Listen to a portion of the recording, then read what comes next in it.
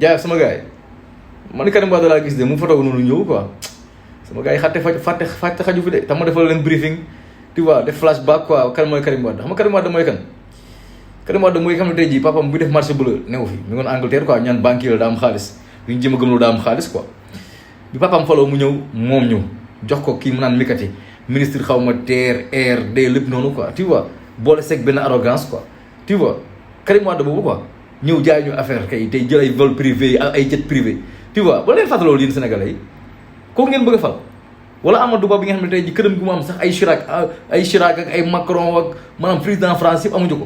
ko ngeen bëgg a fal wala Mame Boye Diaw mi may 50 millions bu ñu ko toogee mal nit ki mu naan man aw ma xaalis ko ngeen bëgg a fal waaye saa waay kii kenn fi jar a far muy gor si kii renoué si sucre bi ñëw ci sel bi def ay preuve ngeen gis mu ne ma nga kap manuel kooku rek leen ci mën a gëlee keneen ko leen fi jëlee waat tey ji rediffusion